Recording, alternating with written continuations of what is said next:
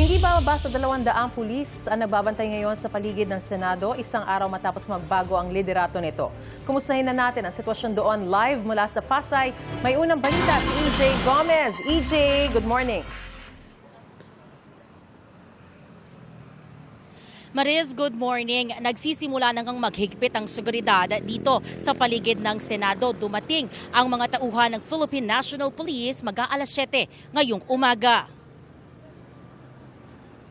Alas 12 ng hating gabi nang magsimulang mag-set up ang ilang miyembro ng isang grupo dito sa labas ng Senado. Wala pa naman silang ginawang anumang programa. Meron lang silang ipinaskil na tarpaulin. Tahimik ang labas ng Senado buong magdamag at mag-aalas 7 nga ngayong umaga nang dumating naman ang ilang truck na police mobile ng PNP. Sakay nito ang hindi bababa sa 200 pulis na kasalukuyang nagfo-formation.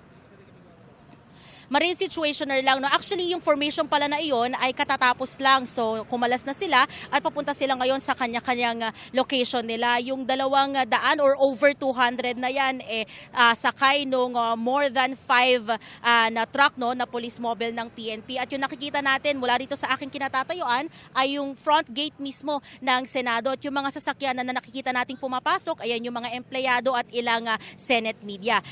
Nakaantabay naman tayo no, sa mga susunod pang kaganapan dito sa Senado. Yan muna ang latest mula po dito sa Pasay City. EJ Gomez, GMA News.